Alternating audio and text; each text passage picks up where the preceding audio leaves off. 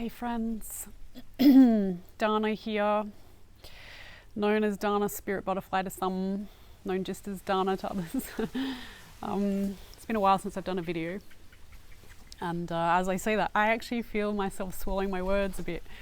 It's not because I'm ashamed to do videos, it's more that sometimes there's a right time to do things, and the sense of overwhelm is real for many of us who are in service. And also everybody on the planet at the moment. It's a really big deal. So diving into this video is an energy forecast. We could name it so many things in the sacred feminine language. What's in a name? But we name it energy forecast to pay respect to the very simple fact that we're not just physical tissue and bones. We are a part of an energy grid. We are part of a relationship container. We're a part of a land ecology. We're a part of an ancestry, blood and spirit. And these things, they play within our fields every day, all day. Even when you're sleeping, they're at play. They're actively playing. And as I land on play, I know it brings up certain energies, the content of play. Some of you might be triggered by this idea when I use the term play, spirit is playing in your field. That might be a bit scary for you. It might be like going to the playground when you're little and knowing that you know nobody and not knowing how to ask for inclusion. You might be the opposite end of the spectrum. You might be the type that just goes, yeah, cool, play. Like that's like my jam, that's my place, that's where my innocence is welcome, and I don't have to adult anymore and be serious. And whatever your flavor, as Spirit's always reminding me, all things are welcome here, all things have a purpose, all things have a meaning, all things have a reason. We're mentioning this again because the energies, there's so many ways to interact and engage with energies. Whether you acknowledge them or not, they're at play. So before I go any further, one of the energies that is at play, I'm just going to acknowledge that I'm on Bundjalung country and I pay my respects to the elders past, present and emerging, recognizing that sovereignty was not ceded and that the idea of possessing and owning land in itself is a psychology that can change our reality and not necessarily for the better. I could talk so much about ownership, but today we're talking about the energy forecast, specifically the lunar cycle. And of course, Spirit's reminding me the lunar cycle, the lunar energy, moon cycles, moon circles. These energies, these words actually start to inspire in people sometimes ideas that might relate to feminine things. And whatever your relationship is, similar with play, whatever your relationship is with the word lunar feminine, you'll have a response to that. Or maybe you don't, maybe it just washes over you and you're a Pisces and it just like everything's cool, whatever. But we mention these again because the lunar cycle, in a fashion, it has been ignored. For modern society, it's been ignored. Lunar cycles have been ignored, and this is not necessarily true. If you look at the Chinese cultural system, the tradition systems, they still work with the New Year, for example, on the lunar cycle, and that's not because they're crazy Chinese people. They're not. They're all souls on a journey, just like you. It's actually because all of these things talk about our history, our historical record, the beings that are in power, that play with ideas, names of things.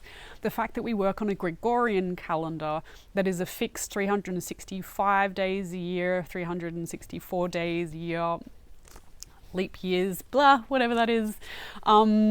These dance, the lunar cycles, the 13 moon system dances with the solar, the sun, the month calendar. And so I mention these both because both of them are energies, both of them play in our field, both of them express things and ask us to move in particular ways if we are attached to the way that they move.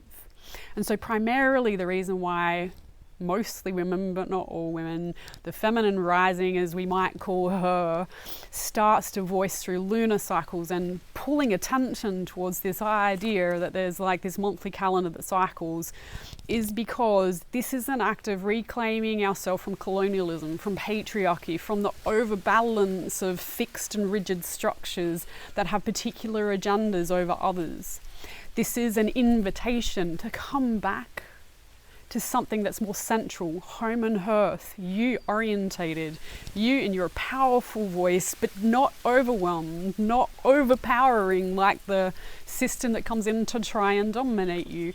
This is about respecting the gift of the balanced form, knowing that all of these play in our field, offering us opportunity to dance, to move, and to play in the expression of it. And there are so many ways to do this, but the one commonality in all of these systems and structures is you and your consciousness. And so as I land on consciousness, let's look at the lunar cycle before I go too far into the channel, into the experience, the expression of, concepts and themes and philosophies and ideas and, embodied experiencing. All of these very human experiences. I like the term woman because we're all come from one, right? Like, let's revere the fact that that's actually a part of this whole conversation, underlying all things. So lunar cycle, we've already passed the new moon, so sorry, forgive me, I'm a little bit behind, but we're heading into September now, and I got the inspiration to speak and to record because we're heading into a full moon that's also an eclipse just before the equinox.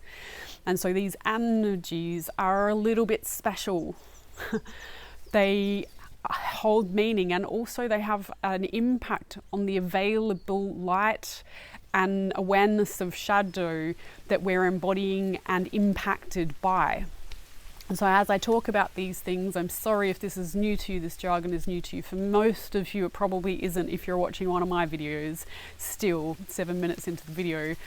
But the light and shadow and the way that it dances arguably is all of life. Arguably it's all of your relationships. And everything is a relationship. So let's have a look at what's going on with the lunar cycle. So the new moon in Virgo, also dovetailing very nicely with the solar energy of Virgo. This energy, whether you subscribe to the astrological alignments or not, a whole lot of people do. And so because of that, there's a collective wave of energy that's created by this power of belief. And so the Virgo energy, otherwise known as the Virgin, is an opportunity to reset your energy. We're going to go further into that in a little while, but next we need to mention the full moon, because the full moon in itself on the 8th of September correlates with a number of different energetics. And you'll feel it if you're sensitive. You'll feel it if you've already started to dance with a stronger and more awake connection to your emotional self or your inner child. If you haven't dialogued with any of these, again, chances are you'll hum along with your own fixed view, still stuck in some of the cycles, kind of like a hamster wheel, still cycling through that. Spirit would call it Dungeons and Dragons, but through the drama and chaos that comes with the belief that everything is fixed and everything has an end point and there is only A to Z in directionality. If you haven't journeyed with your soul and yourself and your reality and your consciousness to be able to recognize that you have a personality, that personality is unique to you and it dances with all of the other people who also have personalities uniquely, and in the space in between is where chaos and the dominance and control paradigms come into play. Now when we have an eclipse and when we have a special moment, full moon eclipse, which actually is a full moon, it's a full moon in Libra, it's a full moon in Pisces, thanks Spirit for making me check, full moon in Pisces, it's It's a lunar eclipse, thank you. I just had to let my mind kind of sort out what just happened in the astral, because I'm mostly here and some of it up there. During this window, there's a rebalancing that can happen, and the rebalancing can and should bring out more of your deeper voice if you're attuning to what that is for you. If not, though, it will bring to you all the things that at the moment are distracting you from what is core and what is value for you personally. And these things have a reason. The lunar eclipse comes specifically so that you can see things that maybe otherwise ordinarily you won't see. And we are offered the opportunity to see it, i.e. there's an experience that happens and you might go, what the fuck just happened? And you look out and you go, wow, that was different. Something just happened and I don't understand what it is. That is the invitation for you to start to see things differently. And in the processing of that, seeing things differently, opening up the space to go, wow, I obviously am not fully clear in the picture in my head as to what that actually is. You'll have a moment to be able to elect what you're choosing to embody and to experience, not because you're faking it and it's a performative expression of some story that you're sitting in your head, but it ideally is a time of moment in space where you actually find silence in your outward expression and you ask yourself deeper questions. This is a good time. 2 weeks later, on the 22nd of September, you will have your process. And by the 22nd of September, we have not only the new moon, so the dark moon, new moon, but also the solar eclipse. And so often eclipses come in twos, lunar, solar, lunar, solar. And, you know, as I'm being reminded, one of my friends who's actually also a very gifted intuitive described the upcoming eclipse season as an opportunity to glow up. And I'm going to lean into that. I'll name her Chris and I'll tag her if she's comfortable. But glow up, the idea of glow up is just when she shared it, I was like, of course, it makes so much sense. This is exactly what I would have said, of course, using different language because it was her language and she's amazing. So her language. But it's an opportunity to really own what's in your heart. And to allow more of the vitality of that, more of the vibrancy of who you are and what your origin is, i.e. what you were like before all of the impressive, suppressive, denying, shame-laden, guilt-stricken, blah, blah, blah social programs forced you to become or to embody. And all of us carry patterns and habits in our systems that have been imprinted. And the imprints sometimes come from external relationships. I don't know about you, but I have a couple of friends who I notice specifically when they're around different people, and if they're around those people for long periods of time, their whole mannerisms change. And it actually creeps me out a little bit. This will happen to all of us to some extent anyway, but when it happens a lot, it usually suggests that the person has some very deeply underlying issues with who intrinsically they are. And I don't know about you, but when I'm in relationship with someone, I really want to know who they intrinsically are. Like, my curiosity is, all right, so that's all well and good. You're telling me that story about that person, or you're, you know, in that dialogue with them, but I want to see what's in there. Like, that's my deep curiosity, because there, between that space there and this space here, is where we can freely, glowingly, vibrantly, radiantly play. And that's the space. That's the delicious future. That's the pleasure portal. That's the space where all of us get to be very firm in our boundaries, because we don't need to assert them anymore. We're literally vibrating. Our whole formality, our whole design. When I land on design, you know, Spirit's just flagging with me. We all have a design, you know, like some people are into human design and some people are into DNA strands and some people are into, you know, astrological, you know, charts, birth charts and all the rest of it. Whatever it is you're into, that's all good. They're still external things. You're a design. It's here. It's always been here. When you awaken your sensorium, your psychic sensorium, the subtle senses that we are born with as humans, as wombans, you get to hear it and you'll feel a stronger sense when what's being invited of you or what's being asked of you is a firm, flat no. Your discernment, your powers of discernment, they're not effort. It's obvious. It becomes obvious. But first, you need to be here, and you need to know what's here, and you need to be in a rich and vibrant dialogue with yourself. And if that's not happening, and instead you're still external managing, a lot of that still talks about the journey that you're not yet on. It talks about the parts of you that you're still ignoring, or the pain that you're still avoiding, because to revisit some of those memories from the past invokes such terror. I was you know, like I remember when I first started some of my energy healing work where other people were working in my body, a couple of the healers said to me, when I tune into you, the resonance of it is sheer terror. And that was me. I walked through with a very underlying hum of terror always.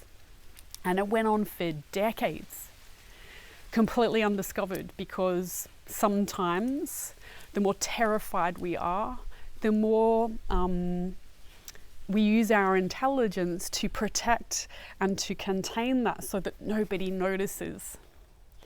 So with that, I'm going to slowly start to wrap up this video. So the lunar cycle, starting with the new moon, which we've already passed through, Virgo, Virgin, pure energy, where you are at origin. That's often what the Virgo energy is, otherwise known as you'll go home and you'll start to get a sense to clean out your wardrobe and get all your things lined up and clean out your emails and, I don't know, sort out your kitchen cupboard. These are typical Virgo impulses. The Libra, full moon in Libra, also lunar eclipse. This is a great time of rebalancing where you will be shown certain things that may make you quite uncomfortable. But stay grounded. Drink lots of water. Make sure you get out into the sun to keep some of the sunlight cleansing your energy. Keeping the movement in your system so that the toxic stuff that always in all bodies gets stuck can keep moving. Because also if you experience something that's quite shocking, your system will stop for a while and it will continue to hoard toxins. And so sunlight, fresh water, getting good sleep if your sleep is not impacted by the full moon energies. More on that another time, perhaps. If you want a session, maybe we can talk about that. By the end of the lunar cycle, 22nd of September, we have the solar eclipse, and it is a new moon in Libra. So that's the Libran energy. Oh, I did see full moon Pisces. The energy still stands because it's the cycle. We still stay firm on what we just said. If I just confuse the fuck out of you, I'm sorry. Happens sometimes. The end of the cycle is also the equinox, and Spirit has been saying to me for some time that the energies of the planet, of the internet, the interweb, the global community, all of us, the economic system, all of us have been in a bit of a freeze state, and we've all been in a bit of a energy looking backwards, not necessarily useful for starting new things and really stepping into vibrancy and openness. So there's been a lot of decay and, you know, regret coming and shutdown and all those things. This is, you know, just been a part of the collective wave that we're all moving through. But after the equinox, it is going to get better. Like the last part of the year is smoother. It'll go really quick though. So this period of time between now and the equinox, Spirit's advice really is to just go with safety. I know that that's also a mixed word. Go with safety, go with groundedness, stay with your body, keep listening. And if you need some guidance and support, then I'm here for a reading. Please reach out. Lastly, I also just want to acknowledge that I'm also studying another cycle of the Clairs, which is a psychic language discernment course, 5-week initiation on Patreon. And so if you'd like to join me for a cycle, I'd get on to that. This is the last one that we'll do this year, and it leads on to regular circles. So we ask and invite people to dive into the psychic, subtle senses, language discernment, to learn about, you know, your consciousness, not just your consciousness, but also those very human muscles of psychic senses. And I guarantee you're in them anyway. You are interacting with them anyway. Everybody does, because they're very human things. But when we shut down and shut off from them, it's much easier to upset people. It's much easier to distract and disconnect from people. And it's harder to actually be in true connection. And as I was saying earlier, knowing you and letting you out so that people can get to know you better is impossible if you're not in some journey with your psychic senses, aka your spirit. So come join us, the Claires.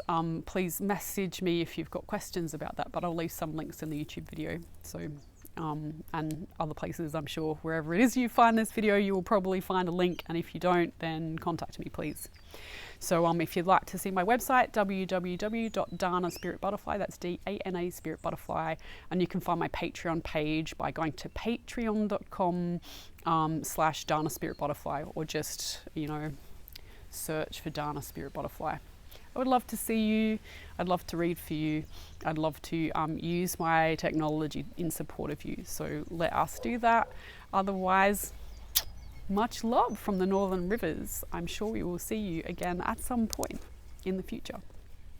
Be well, friends. Take care.